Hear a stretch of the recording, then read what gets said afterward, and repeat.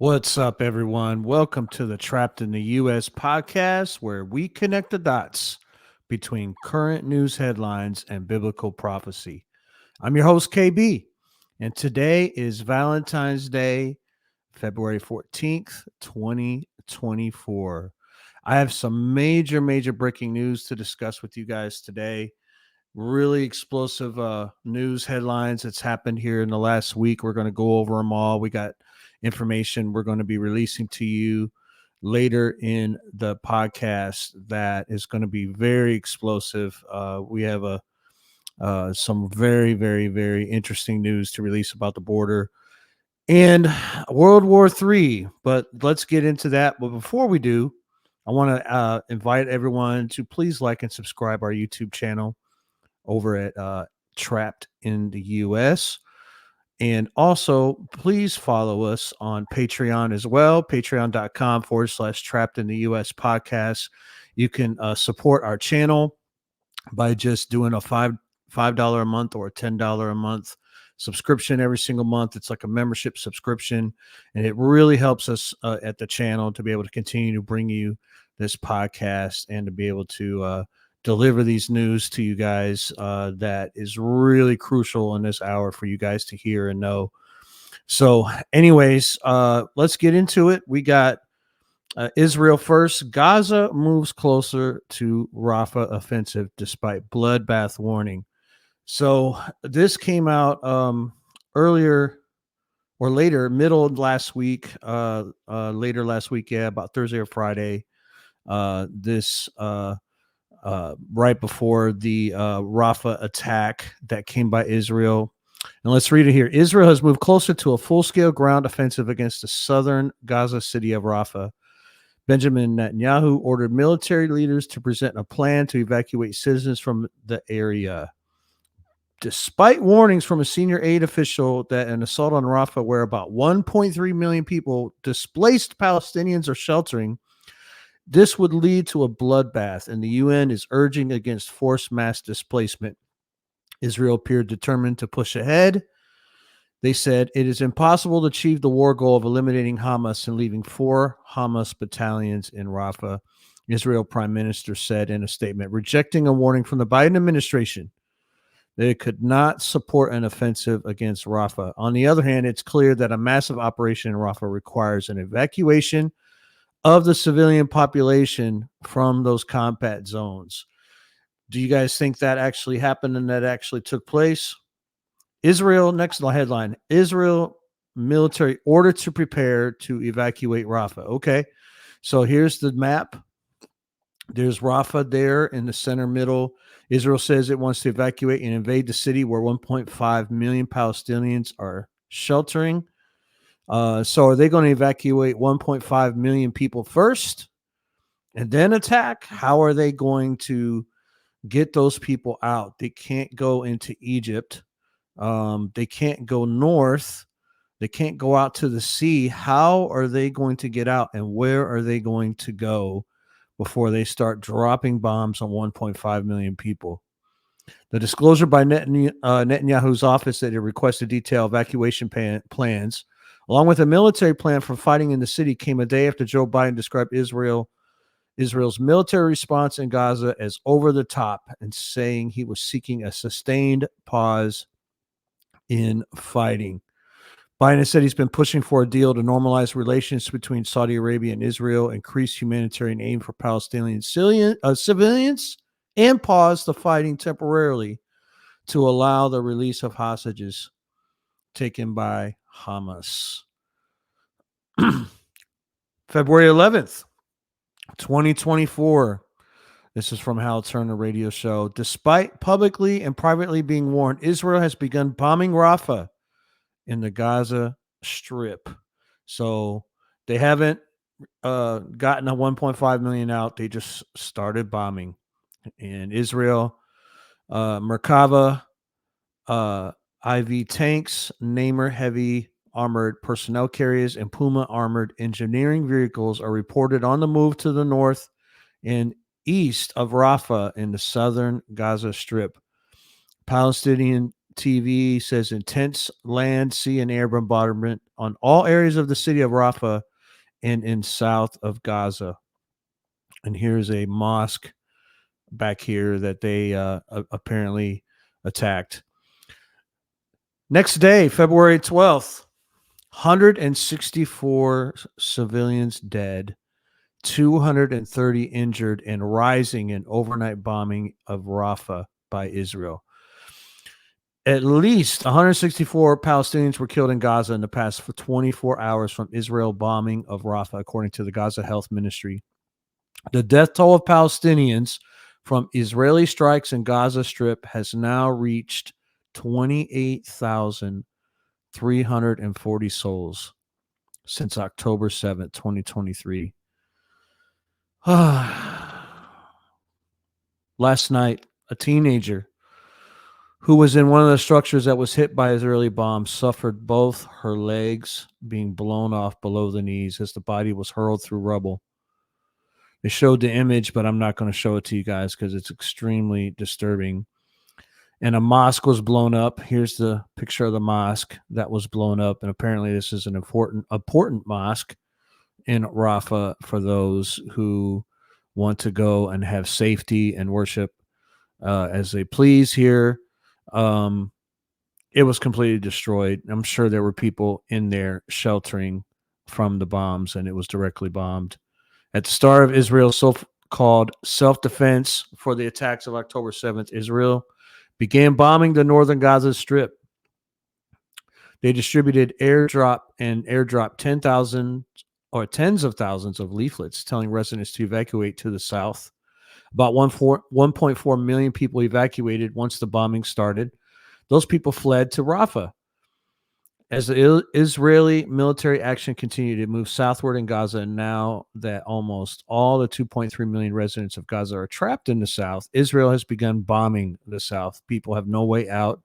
They cannot go into Egypt via the Rafah border crossing because Egypt will not allow a mass refugee exodus, which would achieve Israel's goal of forced relocation, which is a war crime and a crime against humanity pursuant to the Geneva Conventions. The Palestinians also cannot go into Israel because Israel has closed all crossings from Gaza. So they are trapped with no way out, and Israel now engaged in airstrikes, dropping 500-pound bombs on them. The Palestinian death toll is rising at a staggering rate. Yet, for some reason, it appears the world is doing nothing to halt the slaughter. Next headline, Washington Post. Panic mounts in Rafah over looming Israel offensive after night strikes. Of course, panicking. Can you imagine the million-plus people in this area that have seen the whole Gaza Strip get wiped out and obliterated and destroyed, every building practically wiped out? 28,000 souls plus have already been lost.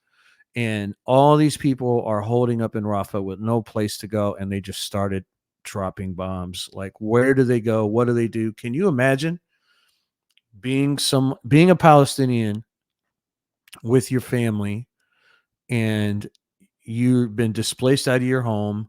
You're on the streets. You have no clue when you're going to eat, how you're going to sleep, how you're going to take care of your family, and are just dropping bombs on everybody. And now it's come down to this point, and there's literally nowhere to go. What would you do?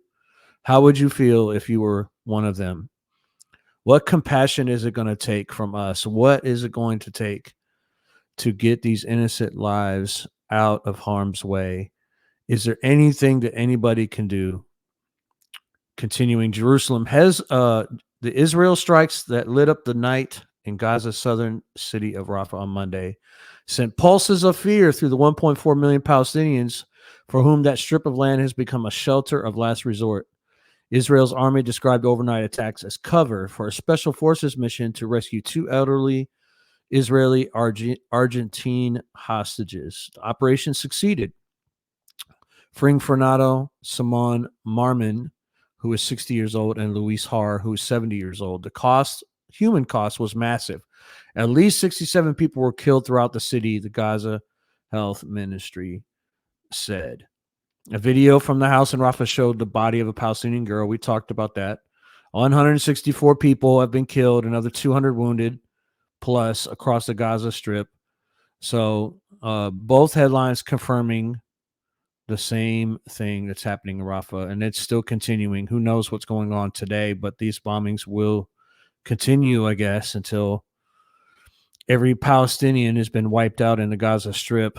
I just can't begin to explain the frustration and the grief that I think most citizens of the world are feeling as they watch this unfold before our very eyes, and we feel trapped and helpless as this monstrosity continues. Continuing, they are tired. We are tired and cannot bear any more of this torture. Mervat, 51, who's staying in a tent with her sister's family in Rafah after being displaced. All that I hope now is that the war ends. I don't know where to go. Echoing the sentiment expressed across Gaza, there's no place that's safe. UN Chief Antonio Guterres, noting that half of Gaza's population is already crammed into Rafah, said on social media that the looming Israel campaign would exponentially increase what is already a humanitarian nightmare. Well, if you feel that way, Mr. UN Chief, why don't you do something about it? What are you doing about it? Are we just going to trade barbs and we're just going to say this is unacceptable or this could potentially cause we know it's already causing mass casualties. We know people's lives are being wiped out and obliterated. What are you going to do about it? Do you have any power to do it? Anything at all? Is there anybody else that's going to step up and do something about this and try to fix this? Continuing, the conflict began on October 7th when Hamas-led militants ambushed Israel border communities from Gaza, killing 1,200 people and taking 253 hostages. More than 28,000 Palestinians have been killed in Israel's retaliatory military campaign. Much of the Gaza Strip has been flattened by airstrikes. Israel authorities say Hamas is holding the bodies of about 30 people who died in captivity or who were killed on October 7th. Let's continue. Zero Hedge. Egypt warns Israel Rafah invasion could negate 1979 peace treaty. With Israel on the verge of invading Gaza's southernmost city, Egypt is warning that such a move could trigger a suspension of the treaty that has maintained peace between the two countries since 1979, Wall Street Journal reports. Israel Prime Minister Benji Netanyahu on Friday directed the Israel Defense Forces to plan the evacuation of the city of Rafah, which lies on Gaza's southern border with Egypt and reportedly holds more than 1 million refugees already forced from their homes elsewhere. Israel Prime Minister said on, it looks like Twitter, the Prime Minister's office, it's impossible to achieve the goal of the war of eliminating Hamas by leaving 4 Hamas battalions in Rafah. On the contrary, it is clear the intense activity in Rafah requires that civilians evacuate the area of combat. So now Israel is saying this could break up the peace treaty that they've had for going on 40 years plus. If this happens, one particularly sensitive slice of real estate is the so-called Philadelphia route or Philadelphia corridor, which stretches 9 miles across the Gaza-Egypt border. Diplomatic accords establish limits on the number of troops that either Israel or Egypt can position in several delineated zones along and near the border, which certainly don't authorize large number of Israel troops or armored vehicles. In late December, Netanyahu said the Philadelphia route has to be in our hands if Gaza is to be effectively and permanently demilitarized. In January, an Egyptian official said it must be strictly emphasized that any Israeli move in this direction will lead to a serious threat to Egyptian-Israel relations. So this thing is continuing to accelerate, guys. This is a picture right here of the Gaza Strip and that red area at the bottom. That's the Philadelphia corridor on the most southern edge of Rafah and the Egyptian border. While an Egyptian diplomatic delegation visited Tel Aviv on Friday to discuss the situation, Egyptian President Sisi has rejected several phone calls from Netanyahu. The threat that large numbers of Palestinian refugees could soon be pouring across the border raises many deep concerns for Egypt. Times of Gaza, with the threat of a looming ground invasion by the Israeli occupation that is in Rafah, the situation has become dire. The lives of more than 1 million displaced Palestinians are at imminent risk of being taken. Continuing on, breaking news: Syrian foreign minister says we are ready for war with Israel. Okay, how many countries right now are threatening war or at war with Israel? We have Lebanon, we have Jordan on the border, we have Yemen on the border, we have Qatar, we have Egypt on the other side, we have Syria, we have Iraq, and all of them are continuing on into Iran as well. So this whole area of land and all these countries, all these people are literally threatening war or already dealing with proxy wars with Israel as we speak because of the result of this attack that first happened to Israel and now the retaliatory attack in Gaza Strip and the Palestinian lives that have been lost. This is continuing to accelerate at a very fast pace, guys. This is incredible how fast this is going. Continuing on, Syria has waged several wars against Israel and is ready for new ones. Syrian Foreign Minister Faisal Maqdad warned during a joint press conference with his Iranian counterpart on Sunday. The Syrian diplomat also said his country was ready to liberate parts of its territory occupied illegally by Israel, which is the Golan Heights, the United States, Conoco oil fields, and Turkey's northeastern Syria, Kurdistan.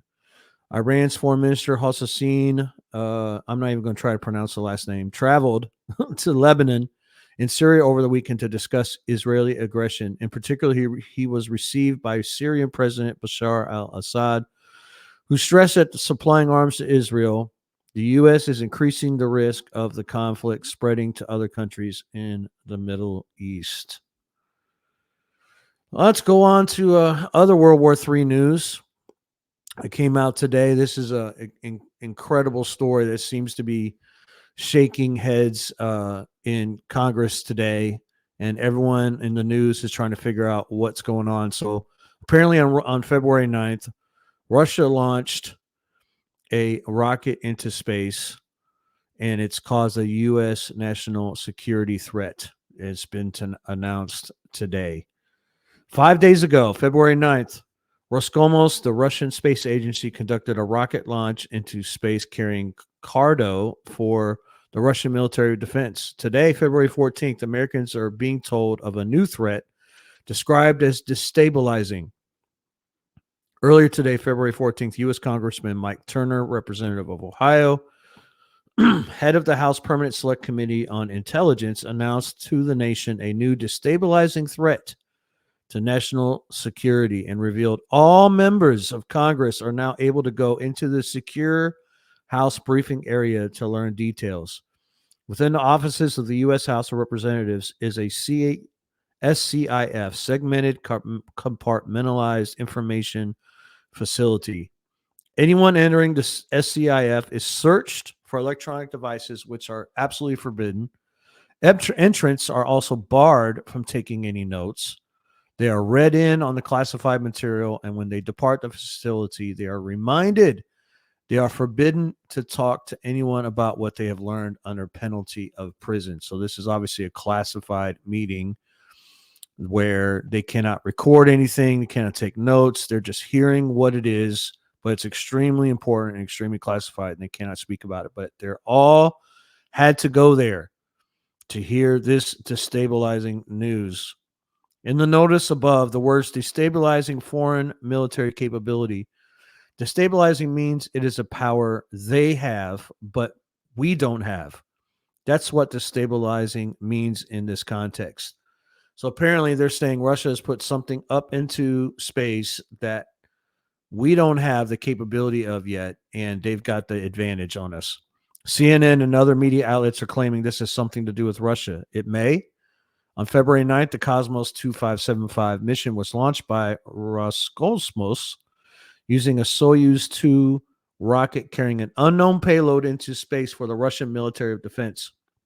It is almost guaranteed our spy satellites and ground-based information gathering capabilities have kept close watch on whatever went up.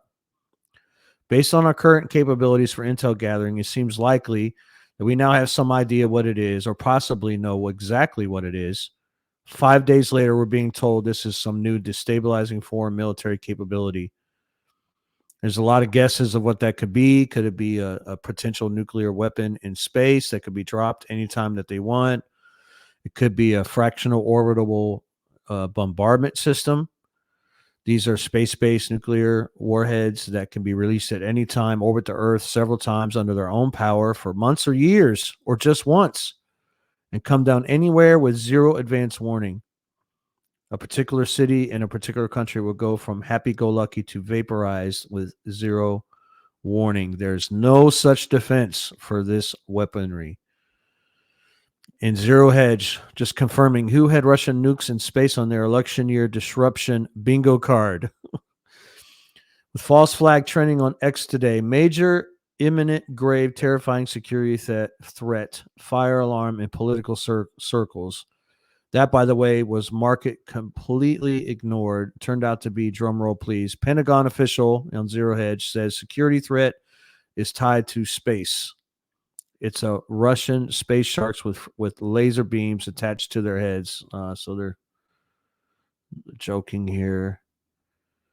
But two sources familiar with deliberations on Capitol Hill said the intelligence has to do with Russians wanting to put a nuclear weapon in space. Guys, this is getting worse by the day. And there's some of you out there who do not think anything is wrong. People, we have family members, all of us, friends that just believe nothing is wrong. This is all stuff that's just happening. Don't even understand any of the news. Don't watch any of the news. Don't even know what's happening outside of CNN or Fox or any of these other news stations. And they're oblivious, completely oblivious to all this stuff that's going on, guys. We have World War III cooking, and the pot is getting hot. And I guarantee you the frog is going to get lit up in this pot. We are the frog. America, we are the frog. There's no way that this is not going to come back to haunt us. This is very, very, very concerning what is happening right now. And it's got obviously all of Congress concerned today. Markets are freaking out over it as we can continue to look here. Continue reading from Zero Hedge. Will this be an event that triggers some increased crackdown on Russian sympathizers? Will this be an event that warrants politicians allowed terrified Americans to vote in by mail ballot once again because you're safe from Russian space nukes in your home? What is the purpose for this that's happening that we're all trying to figure out? Here we go. Speaker Mike Johnson said there's no need for public alarm.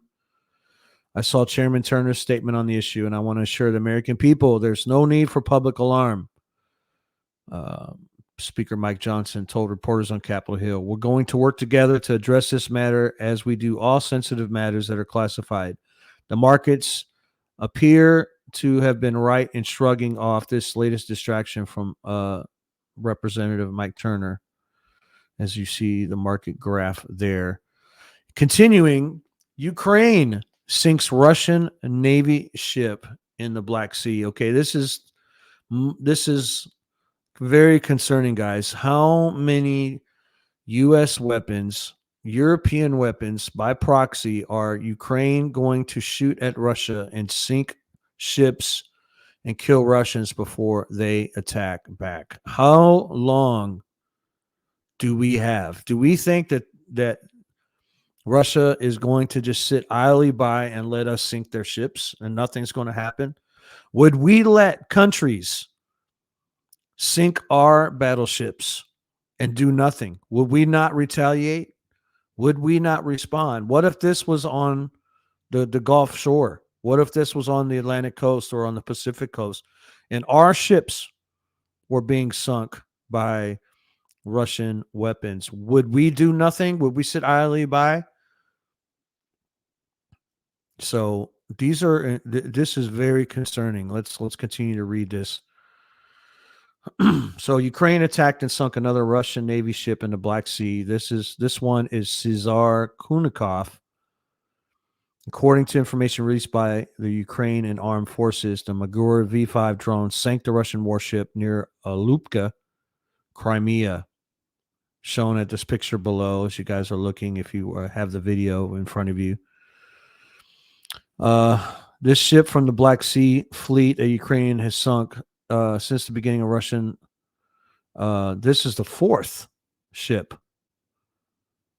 The fourth ship. This ship right here, the Cesar Kunikov, is a large landing ship with a crew comprising of 87 personnel, built in 1986, 38 years old. You see all the different details about it. It can carry 10 tanks and 340 soldiers.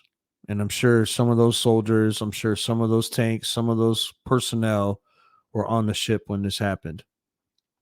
Continuing on, Zero Hedge, NATO chief shocks with prediction of decades-long confrontation with Russia. NATO Secretary General Jens Stoltenberg issued some shocking words over the weekend, which the Kremlin will likely take as a threat. NATO is not looking for war with Russia, he says, but we have to prepare ourselves for a confrontation that could last decades. This is classic military industrial complex, looking at how everyone can profit for this whole situation, profit off of all this war, all the death of civilians going on, and we got to stretch it out, guys. We got to make it last as long as possible, just like we did in the Gulf War, just like we did in Afghanistan, just like we did in Vietnam. The line never went forward or backwards. We got to keep this thing going for a long time, guys, because this is how we make our money. This is a profit generating factory right here. And this is the talk that they talk. Let's continue. German Daily Welt armed on Saturday. His words also reflect a new emphasis and drive among NATO planners for European countries to urgently invest more heavily in defense and domestic weapons production. So yeah, we got to invest. We got to make more weapons. We got to keep those factories going. We got to make sure that we can capitalize on this for as long as possible. We're going to retire off this. So far, defense leaders and officials from NATO countries have tended to speak about a time frame of the conflict lasting years, but to hear Stoltenberg tell the West it must brace for war going on for decades is unprecedented. If Putin wins in Ukraine, there's no guarantee that Russian aggression will not spread to other countries, Stoltenberg continued, echoing an assumption that it's been a persistent talking point of Zelensky and his Western backers. Of course it's going to spread to other countries. You can't, what are they going to bomb Ukraine until a big hole falls into the center of the earth and there's no Ukraine? Then what? There's going to be retribution. It's going to come to NATO, and it's just a matter of time, a matter of escalation, and a chess match being handled right now on a high level. And I guarantee you this is going to happen in the European Union. This is to European nations. This is going to come to America's shores. This is going to spread if we do not stop this now, and it doesn't look like anyone is trying to stop it, trying to do anything about it. If anything, they're trying to prepare for it to last as long as possible. Continuing, allies must ramp up support to Ukraine, and member states must invest in NATO military infrastructure. Deterrence only works if it's credible. As long as we invest in our own security and remain united, we will continue to deter any form of aggression. Those are hopeful words he's saying here. Interestingly, the words followed on the heels of this Tucker Carlson interview with Vladimir Putin, where the Russian leader appeared to appeal directly to the U.S. government, saying he's ready for sincere talks to end the war. We are willing to negotiate, Putin told Tucker Carlson in a said reference to the Biden administration. You should tell the current Ukrainian leadership to stop and come to the negotiating table. Putin also emphasized that the West must understand it is impossible to defeat Russia in Ukraine. Putin's point was that no matter the timeline and how long the war gets drawn out, it will be the same result of a Russian battlefield victory. The White House was quick to bat down Putin's apparent overture as insincere. Despite Mr. Putin's words, we have seen no actions to indicate he is interested in ending this war. If he was, he would pull back his forces and stop his ceaseless attacks on Ukraine, a White House official told the New York Times this weekend. Well, if we were interested in not having war with Russia, we wouldn't supply weapons to Ukraine. We wouldn't have let Ukraine bomb the Donbass, which was Russian speaking people who did not want to be a part of Ukraine, and appeal to Russia and Putin to help come to their defense. And it wasn't until bombs was dropped and people were killed in the Donbass that this war. We all remember.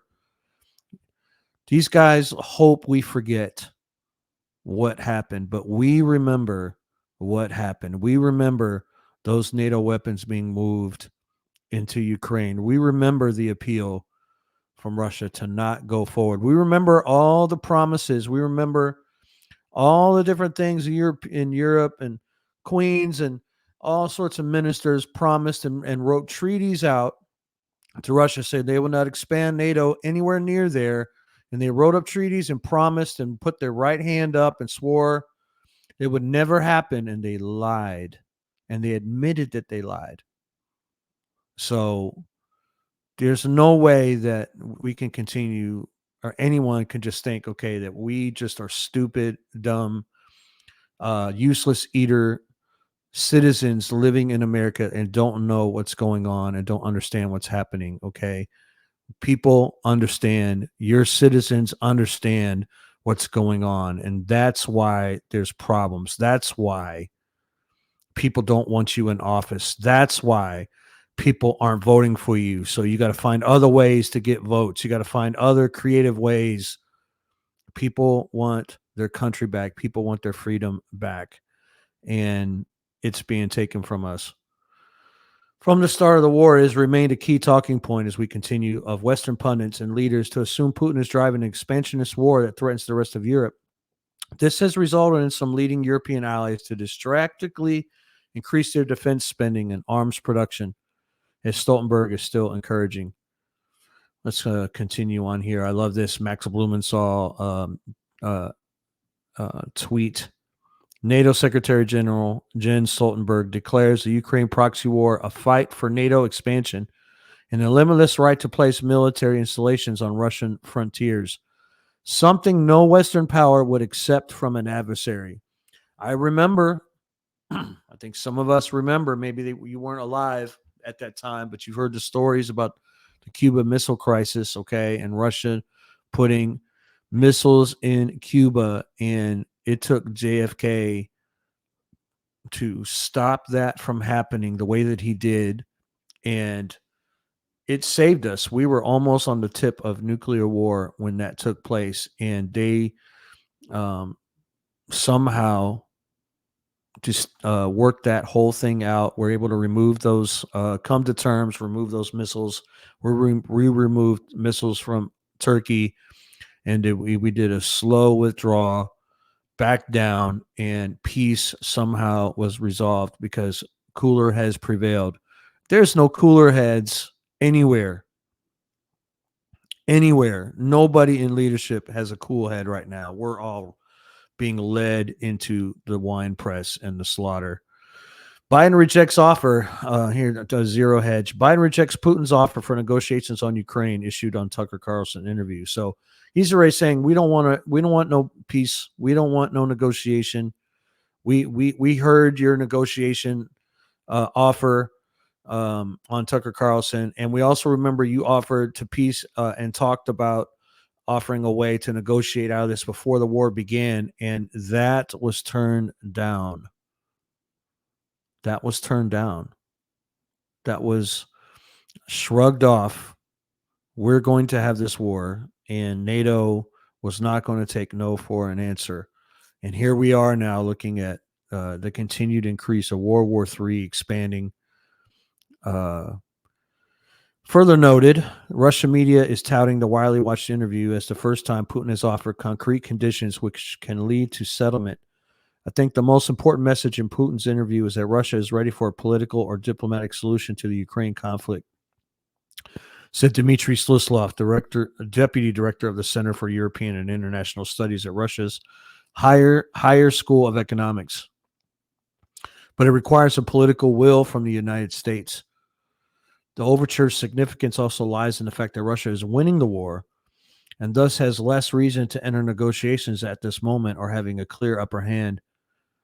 This fact alone means Putin's words could represent a significant and authentic invitation to start serious talks. But perhaps to be expected, the White House doesn't seem to like that, as the U.S. has swiftly rejected Putin's offer. Spokesman for the White House National Security Council responded to Putin's interview by telling New York Times, "There's nothing to indicate this is a genuine offer. Both we and President Zelensky have said numerous times that we believe this war will end through negotiations," the spokesperson said. "Despite Mr. Putin's words, we have seen no actions to indicate he's interested in ending the war. Like we said in the earlier article, if he was, he would pull back his forces and stop the ceaseless attacks on Ukraine."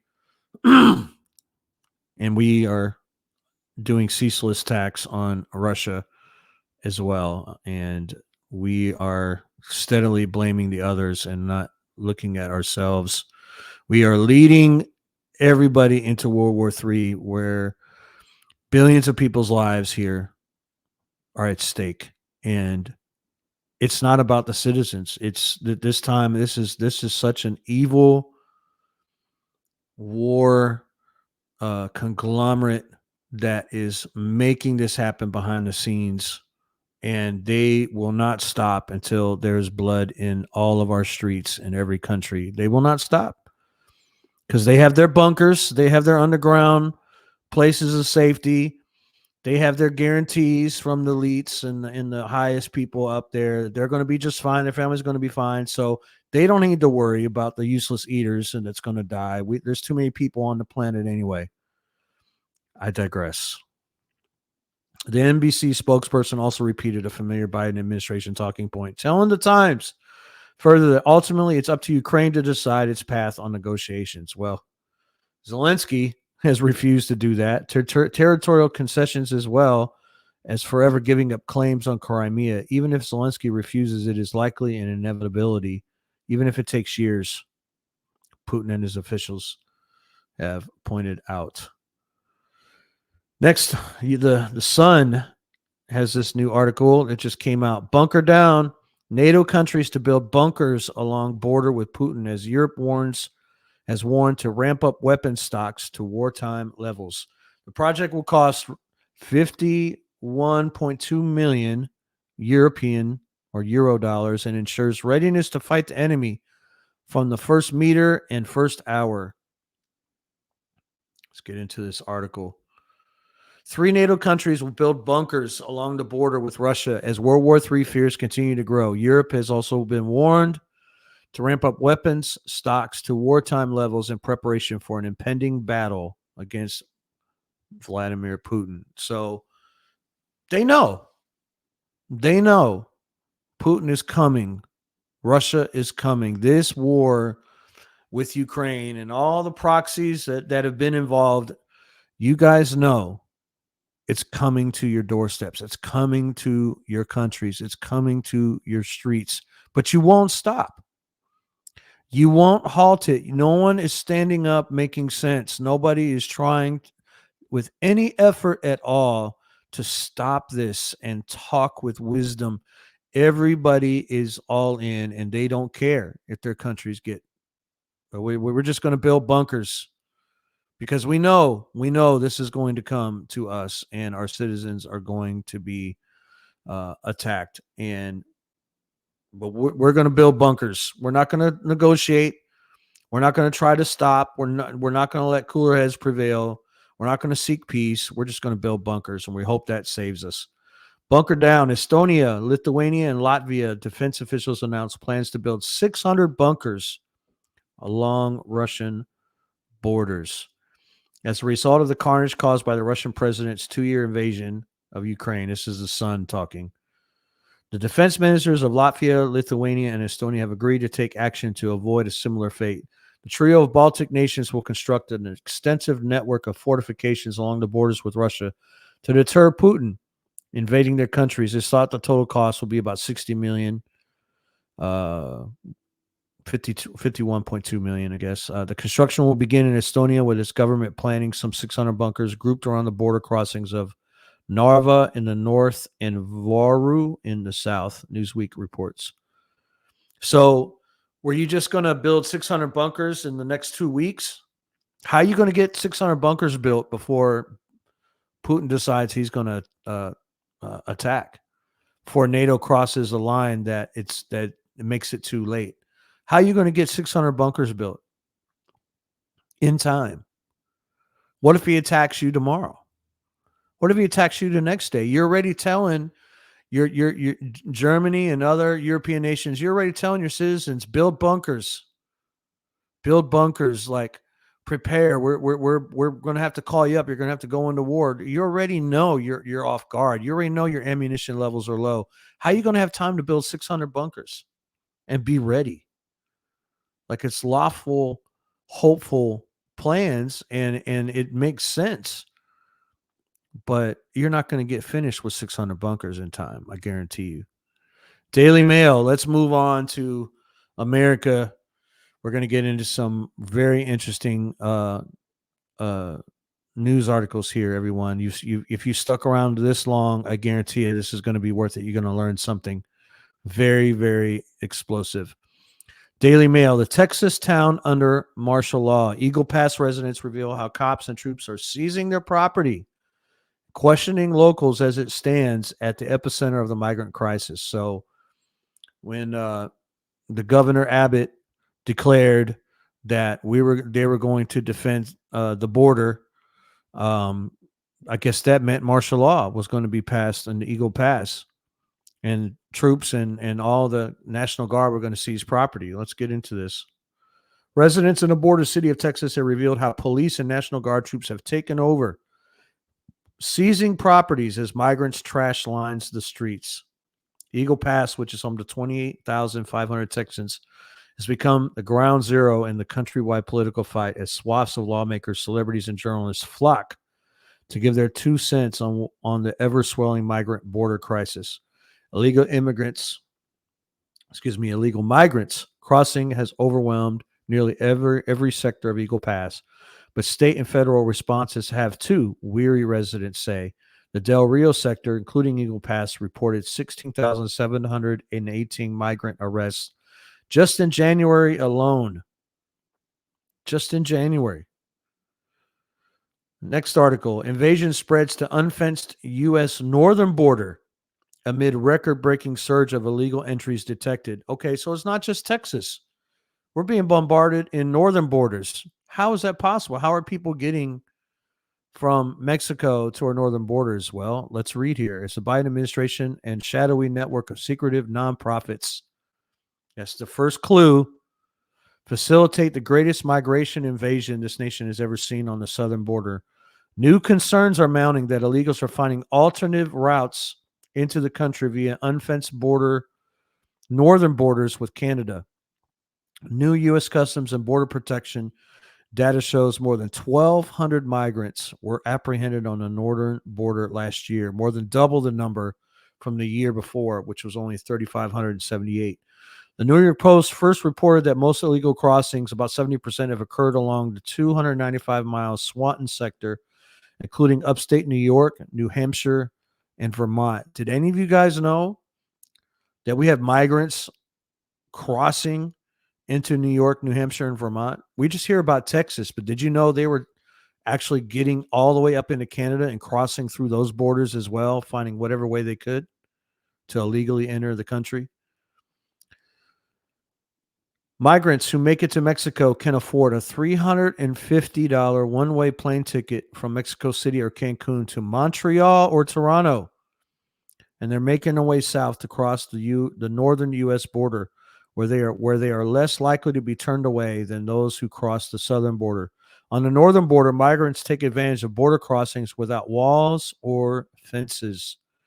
They're just simply walking right into the U.S. And you see this picture of some migrants walking through snow, just coming right into our country. No one's there. No one's standing there looking because they took a plane ride from Mexico City or Cancun right to Canada, and they're just walking across. So it's happening in multiple states up north and the south. New York State Assemblyman Billy Jones, who represents Clinton County, recently warned the northern border has pretty much been ignored. The uptick in migrant encounters on the northern border first came to our attention nearly a year ago. Just days ago, a migrant smuggling ring in New Jersey was uncovered that bust dozens, if not hundreds, of migrants into the U.S. through the unfenced border between Quebec and Vermont. There's a map of that. New York Republican leaders in the state legislature urged Governor Kathy Hochul to deploy the state's National Guard on its northern border. Listen to this, guys. More than 8 million border encounters have occurred since President Biden took office. Let me read that again. More than 8 million border encounters have occurred since President Biden took office. That's incredible. 8 million. In 2023, over 2.5 million migrants entered the country through the southern border. 2.5 million migrants entered in just 2023 alone. In December alone, 302,000 encounters were reported by U.S. Customs and Border Protection. On New York's northern border, 91,000 plus illegal crossings were reported in the last year. Immigration reform is a matter that must be dealt with on the federal level. However, we hope you agree that the state's sovereign right to protect its citizens and its communities must be valued above the actions of federal authorities. For this reason, we urge you to deploy the National Guard immediately to assist the state of Texas and the New York Canadian border in efforts to stop the flow of migrants coming into our country illegally. Letter stated, signed by State Senate Minority Leader Rob Ort and Assembly Minority Leader William Barclay. Wow. 8 million border encounters since Biden has took office. I love this. This is great, guys. Here, and look at this headline. We need a new map to get Congress to protect the border. Look at this map. If you guys can see, if you guys are listening to this and you don't see the video, it's a map of the United States, and spread across Arizona, New Mexico, and Texas. We see a borderline redrawn that says Taiwan, Israel, and Ukraine. And Ukraine is over Texas, Israel is over New Mexico, and Taiwan is over California and over Arizona. And then over Mexico, it says Russia. If this was right now, if this was really what would our borders would be so secure, there would be so much money going into our border to protect it. Nothing that would be happening, but unfortunately, those state names are not Taiwan, Israel, Ukraine, with Mexico / Russia on the other side. It is just Texas, New Mexico, and Arizona and California, and that's why. This is how bass backwards we are in this country. This is why we're trapped. This is why U.S. citizens right now are feeling like we are literally trapped in this country, watching it implode from the inside out. This is why so many U.S. citizens do not want the people who are in leadership anywhere in their seats controlling any of this mess. We've seen enough of it, and it's only getting worse. It's beyond worse. It's out of control. It's even beyond out of control.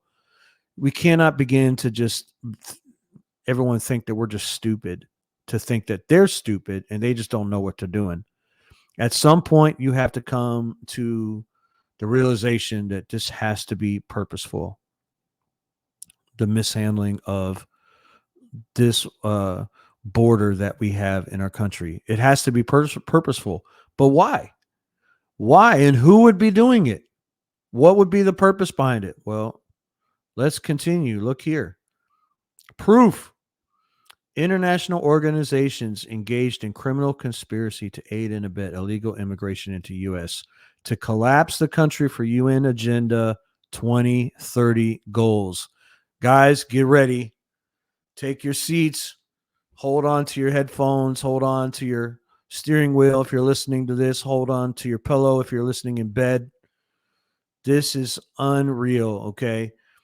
This is unreal. Let me just start here. Photo and video evidence of illegal immigration encampments and stations proving the planned and organized collapse of America. There's proof. You're not going to see this. You're not going to hear about this on CNN. You're not going to hear about this on Fox.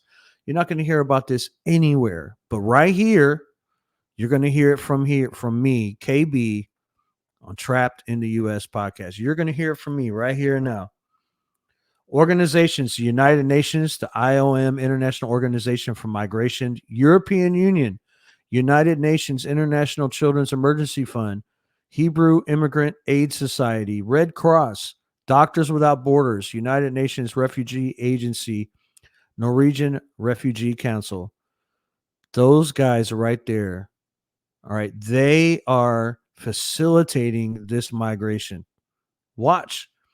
And catered to by various international government and non-governmental organizations. So there's governments and elite corporations and organizations that have funded these organizations and the migrants to come into America, to literally come into America. And it's all about Agenda 2030 at the UN. A few on the scene include the OIM, Red Cross, UNIFES, we read this before, who offer migrants aid and instructions on how to get into the United States. Migrants see various maps telling exactly how to trek it to the U.S. border. So we're helping them. We're giving them maps. These guys are giving them maps. They're giving them care packages. They're giving them rape kits just in case they get raped along the way. We're not telling them it's not safe. These organizations are not telling them you shouldn't do this. You should turn back around. No, you guys should go into the United States illegally. We're going to tell you how to do it. And even if you get raped along the way, we're going to give you something for that to help you. This map displayed in the highest care facility shows the migrant path across Panama and Costa Rica. We have footage, everybody. I'm going to show it to you here in a second.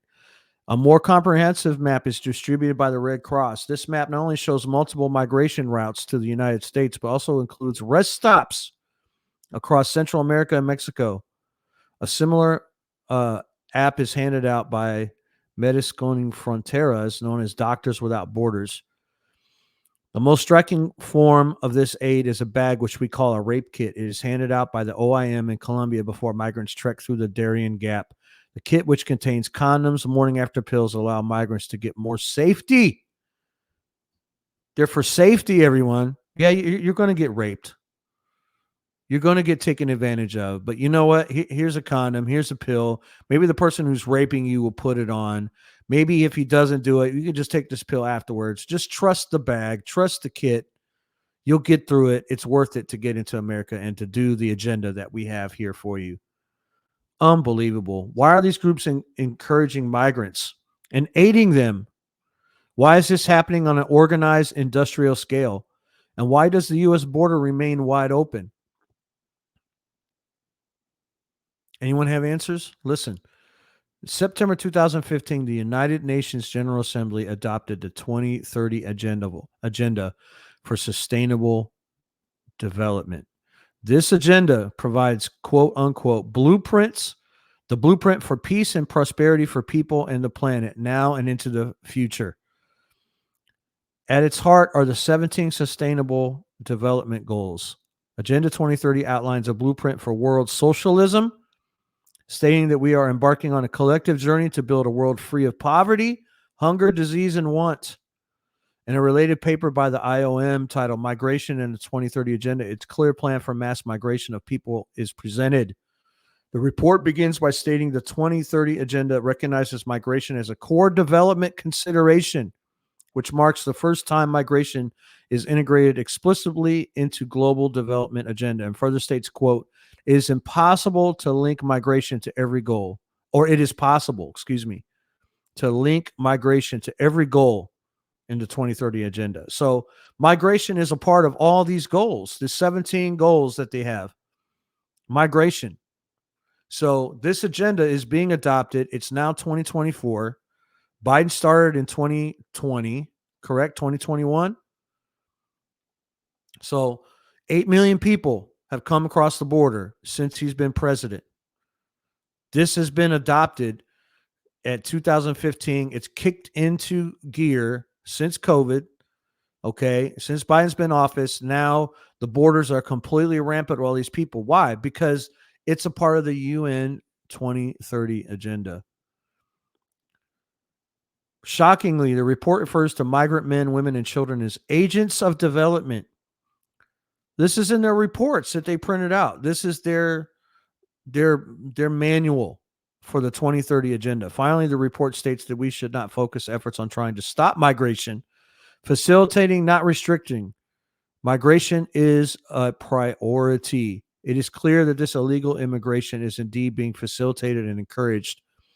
UNICEF, also known as the United Nations Children's Fund, hands out these care packages. It just hands them out, gives them to the people. All right, guys, we're going to check out this video. Listen to this. 21. More than 6 million illegal immigrants have been apprehended at the southern border. That is more than the populations of 30 American states, and more than the combined populations of Wyoming, Alaska, North Dakota, South Dakota, Idaho, and Montana combined. This investigation by muckraker.com proves that the collapse of the United States southern border is the result of deliberate planning by government and non-government entities. This story takes place inside the Darien Gap, the artery connecting North and South America, where the mass migration pipeline to the United States begins. To put it simply, migrants who cannot fly into any North American country first fly into South America, most frequently Quito, Ecuador, due to its easy entry requirements. From Ecuador, the migrants cross into Colombia and then trek across the Darien Gap, a lawless section of jungle where migrants are frequently raped, robbed, or killed. Those who make it across the jungle find themselves in Panama. This is where our story begins.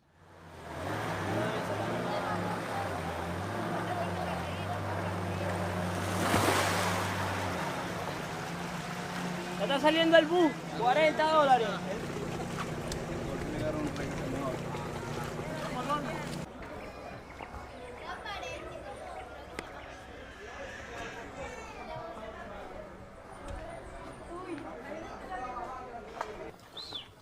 Hola, hola, ¿cómo estás? What's going down, baby?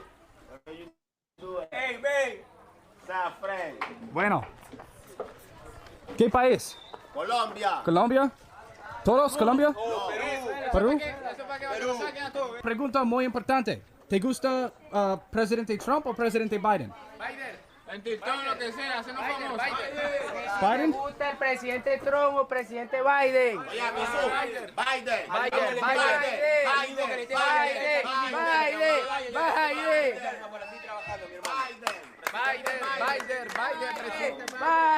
Está bien.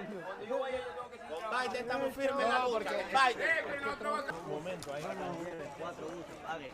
Mucha gente sin plata. ¿Qué país? ¿Todos de Venezuela? ¿Venezuela? ¿Qué país? ¿Qué país? Venezuela. ¿Todos Venezuela? ¿Venezuela? Yeah? If you guys are just listening to this, Immediately after migrants enter the camp, they are processed by Panamanian authorities and catered to by various international government and non-government organizations. A few on the scene include OIM, Red Cross, UNICEF, HIAS, European Union, Doctors Without Borders, UNHCR, and the Norwegian Refugee Council. All of these organizations play a role in a carefully planned mass migration pipeline.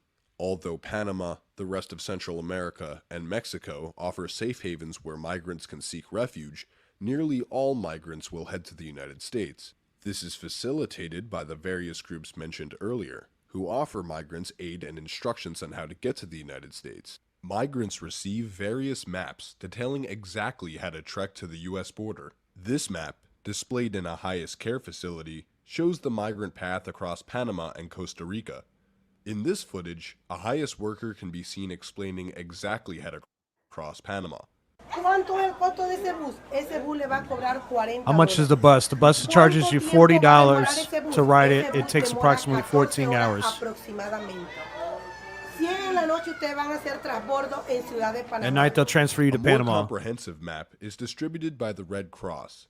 This map not only shows multiple migration routes to the United States, but also includes rest stops across Central America and Mexico. El tren se va hasta acá, por acá. Aquí están las vías del tren. Todas las vías del tren que están acá son las vías del tren que te llevan directo hacia Laredo. Laredo. A Laredo. Es ajá. la última destinación. El último destino, Laredo o Piedras Negras. How did you learn about this route?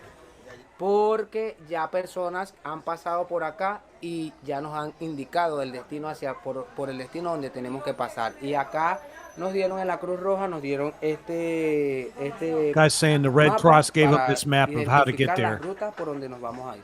A similar map is handed out by Médicos Sin Fronteras, also known as Doctors Without Borders. Perhaps the most striking form of this aid is a bag which we call a rape kit. It is handed out by the OIM in Colombia before migrants trek through the Darien Gap. The kit, which contains condoms and morning after pills, allows migrants to get raped more safely in the jungle. Why are all these groups encouraging migrants and aiding them on this deadly journey? Why is this happening on an organized industrial scale? And why does the US border remain wide open? In September 2015, the United Nations General Assembly adopted the 2030 Agenda for Sustainable Development. The agenda provides a quote-unquote blueprint for peace and prosperity for people and the planet, now and into the future. At its heart are the 17 Sustainable Development Goals. Agenda 2030 outlines a blueprint for world socialism, stating that we are embarking on a collective journey to build a world free of poverty, hunger, disease, and want. In a related paper by the IOM titled Migration and the 2030 Agenda, a clear plan for mass migration of people is presented.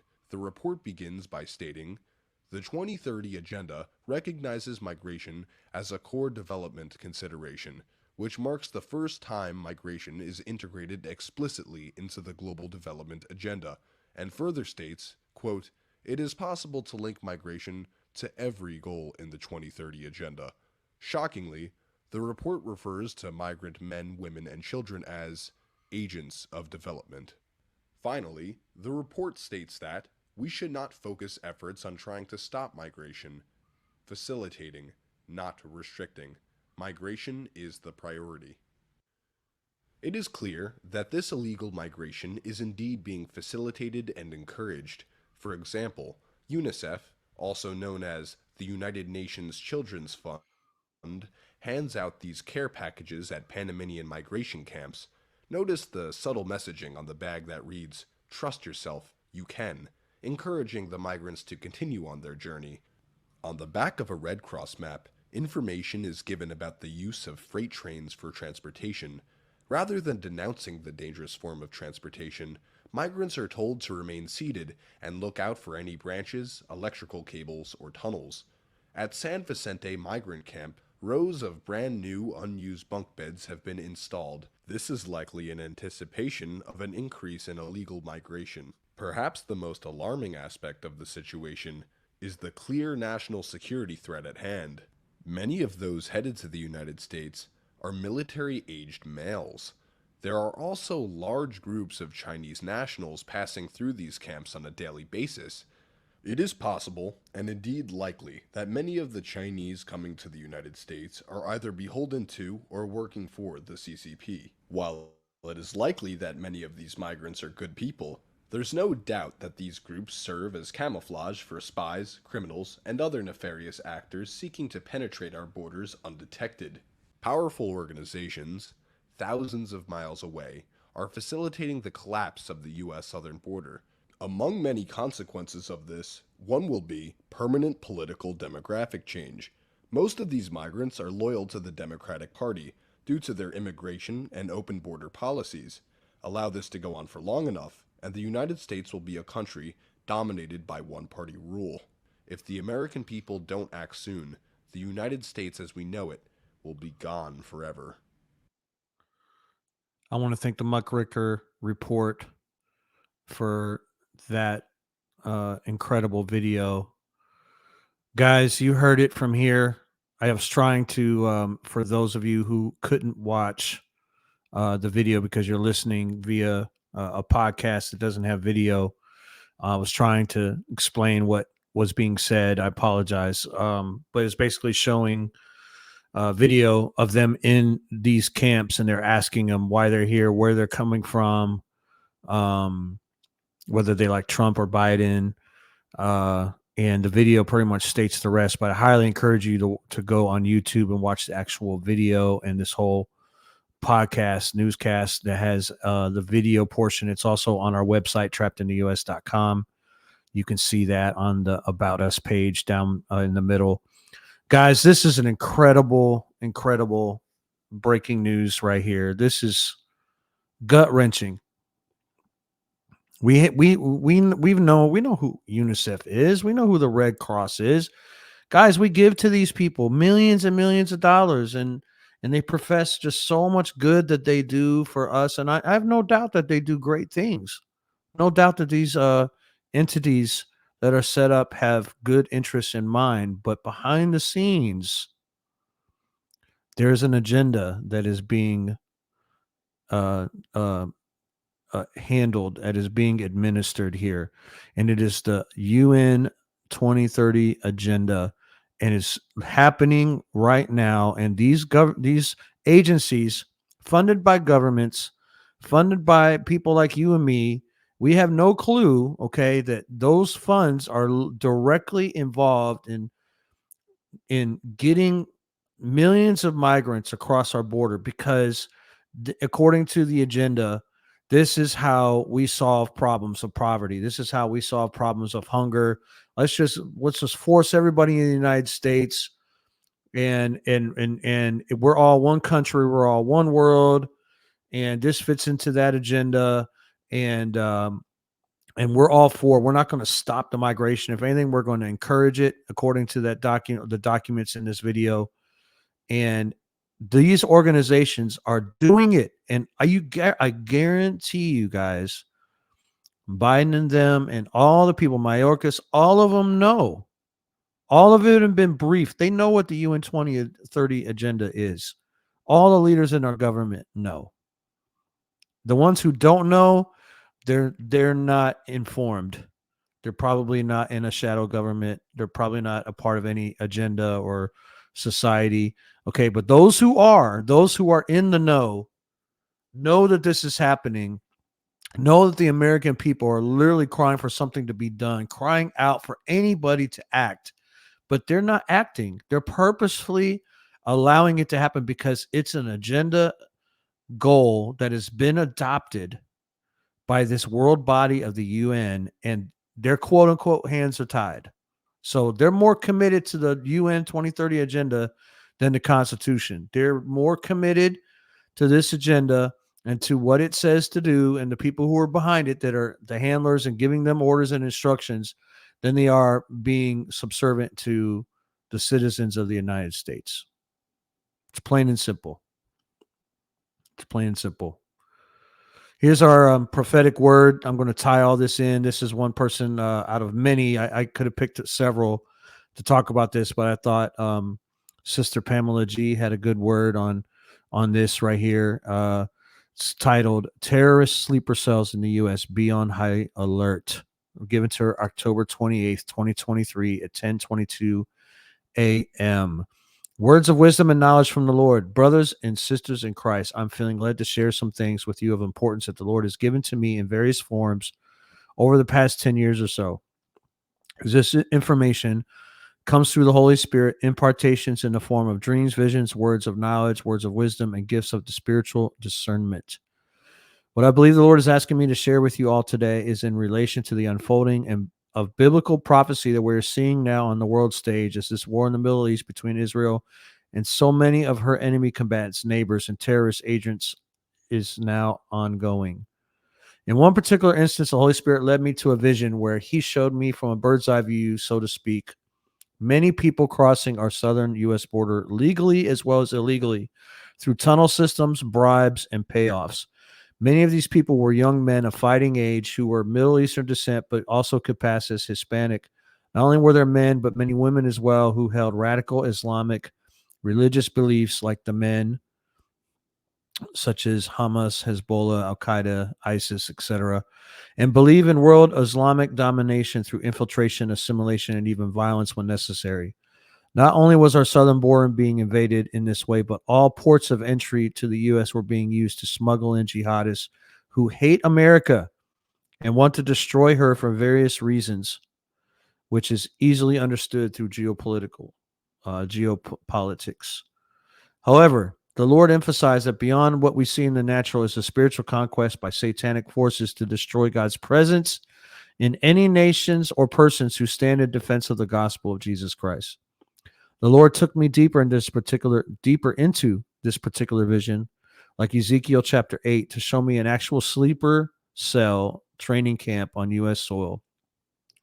It was hidden deep in the mountains in a very remote location. He showed me in great detail certain people crossing our borders were being trained in this camp, and many others like it around the U.S. They were being persuaded to join this movement with promises of a better life for themselves and their family here in America if they succeeded in their assigned tasks and to a special standing in the afterlife for their heroic deeds. I was shown in detail the size and layout of this camp, how it was delineated and set up, weapons being stockpiled, and armaments of all types and sizes for ground and air missile assaults.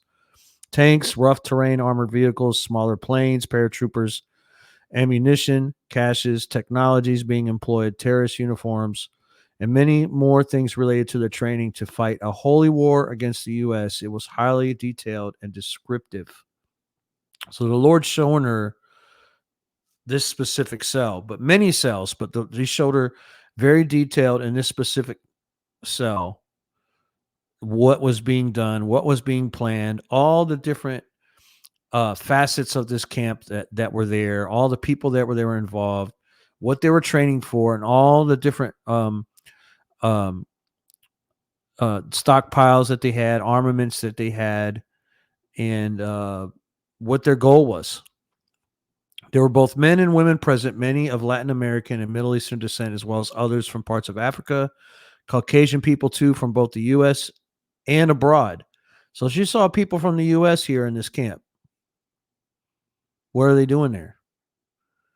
They spoke many languages and came from varying ethnic and cultural backgrounds. In this and other dreams and visions I've received, there are Russian, Chinese, and Middle Eastern troops, among others, posing as NATO peacekeepers on American soil.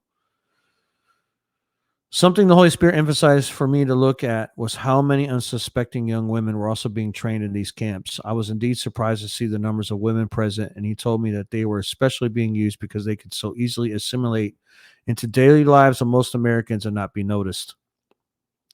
They were, however, being trained to infiltrate neighborhoods, schools, grocery stores, shopping areas, malls, sporting events, playgrounds, transportation depots, and many other places that young women and mothers would have access to. They carried explosive devices in book bags, shopping carts, suitcases, baby carriages, as well as on their person. They were being trained to hide smaller devices. I won't say that word. Suitcases, other devices, and energy weapons, transfer small grade weapons, gain access to potential target sites, and gather intel, share intel with other informants, like in places where they worked, lived near, or traveled through unsuspected. The Holy Spirit said in the future there would be trigger events that would unleash these cells, agents across the U.S. in mass to cripple us and make us vulnerable to attacks by invasions by land, sea, and air from foreign nations such as Russia and China and Iran and other countries. All this was revealed to me long before we heard about these sleeper cells in the news back in 2016 and 17. So the Lord showed her this a long time ago. I was so surprised that all had been revealed to me. I felt led to share the details with some military special forces intelligence officers, and they told me that the details were exactly in alignment with what our domestic intelligence forces had uncovered as well. As of late, many people are receiving words from the Lord about these cells in the U.S. So please, brothers and sisters, pay attention. What I want to share with you all is a warning from the Lord that these terrorists are here now on U.S. soil, awaiting their orders to attack U.S. citizens when the word is given to them through their underground sourced networks operating on multiple levels throughout our nation and inside our government, she says. These attacks will be sudden and swiftly carried out through simultaneous events, not as isolated incidents alone, as we have seen in recent years through MK Ultra style lone gunman shooters. These events are meant to incite massive chaos and great fear in the people, which will lead to several potential outcome responses, all of which the enemy will use to his advantage to cripple our nation. These events can lead to our compliance to foreign invaders, seizure of U.S. assets, and collapse of our financial system, division and civil war, which may just be some of these potential outcomes.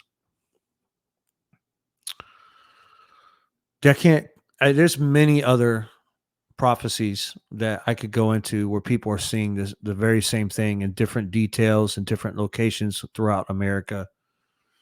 They're out there. They're coming across our border. They're being facilitated by these organizations purposefully, bringing them into our country, and the enemy knows it, and he's bringing these people. They're all planning and bringing these people into the border, through the border, northern border, southern border, any border that they can get through, and subvert them into society. So when they can be activated to do their tasks and their duty, they'll do it. We are in trouble, guys. America is in great trouble, and I don't know what else to tell you except tell you what I'm seeing, to reveal to you as the Lord leads me what is happening. I'm using sources that some may call alternative, but they're not alternative. They're just news sources that are willing to speak the truth and not be brainwashed, or don't have handlers over them telling them to say the exact same agenda to keep everyone focused on Trump. Let's keep everyone focused on other things that distract us and keep us from looking at what is really happening in the world. But news articles outside of the U.S. are saying a lot of stuff that we don't get to hear here in America. And all I'm doing, guys, all I'm doing is trying to reveal the truth of what's really happening, how this parlays into the Bible, biblical prophecy. What is the Lord saying right now, and connecting the dots so that we can be aware what's happening, what's going on, and we can somehow prepare our hearts for everything that is coming upon us. This nation has been set apart and targeted. We have blood on our hands. Listen, guys, you got to repent and get your life right with the Lord. You got to pray. You got to repent. You got to read your word, and you got to do what it says every day. It's that simple. It's so hard, yet so simple, right? I know, because I've not necessarily lived like this every day. I mean, we're all sinners, right? We've all fallen short. We're all have had times of just uncertainty in our lives where we came in and out of a relationship with God, and distracted by the world, distracted by our own ambitions and pursuance of life. But those of you who are looking for answers. So those of you who have grown up maybe in a Christian home, or have had a relationship with the Lord in the past and have kind of fallen off, any of you that may want a relationship with the Lord, but you don't know how to start or where to begin, you just see everything that's coming down upon this nation and upon this world, and it's freaking you out. And we all wish it could go back to what it was. We all wish America could come back to what it was, but it will never come back to what it was. God has warned and warned and warned and warned and warned this country to repent of its sins. It's warned this country to turn away from its wickedness and its shame and all the stuff that is being done on every level in society. We there's no moral character in this country anymore. Our morals have been thrown out the window.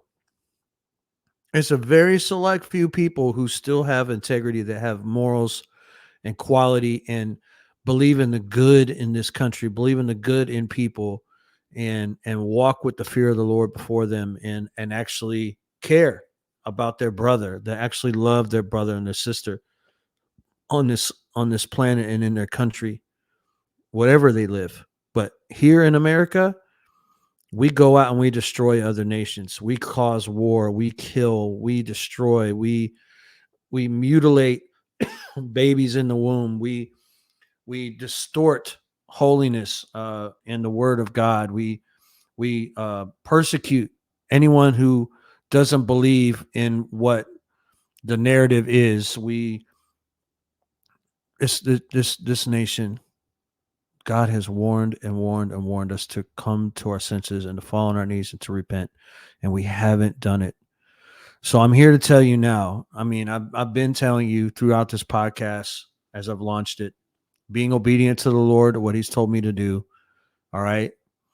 Get your life right with the Lord. If you are walking with the Lord, you're praying, you repent every day, you read your word, and do more of what it says every day, God will protect you. God will protect you when the fire comes. God will protect you when the bombs come. God will protect you. He will watch over you. He will do miracles through you. He will use you through this time. It doesn't mean that we're not going to go through terrible things. Doesn't mean that we're not going to see terrible things. This nation is going to be annihilated by our enemies right before our eyes. It's going to happen. At some point or time in the extreme, very near future, we don't know the day or the hour. Okay. But you can choose to go crazy like everyone else. You can choose destruction like everyone else, or you can choose to be a light. You can prepare your heart now for things that are to come, and you could be a light in a dark land. You could be a person that can lead people, or you could be the person that goes nuts like everyone else is going to. Everyone's going to be looking for answers. When your ATMs don't work, okay, when there's no gas you can put in your car, when there's martial law and you can't leave your house, when there's no food anymore that you can buy, when we have foreign troops on our soil, okay, when we have riots going on and civil war happening in this country, people, do you not know that these things are coming? You got to, the Lord has to become a refuge. You have to, you got to think serious. There is no more time to just party. There's no more time to put off and delay. Get your life right with the Lord. Prepare for tough times. If martial law was declared tomorrow, how long would you survive with the supplies you have in your home? Save, store up on bottles of water, dry food, something that you can make, that all you need is water and heat, and you can eat off it. Get as much of it as possible and store it up. There's plenty of places you can buy food online that come in buckets and Mylar bags that last 25 years. I haven't picked my sponsors yet, who I'm going to actually sponsor or will sponsor me, that I can personally recommend, but I can tell you right now, there are so many people, so many places on different platforms where you can order food that you and your family can have that can last for years and all. It's just in Mylar bags. You add water and heat. Okay. You can get noodle cups. You can get um, just regular noodles. You can get rice. Okay.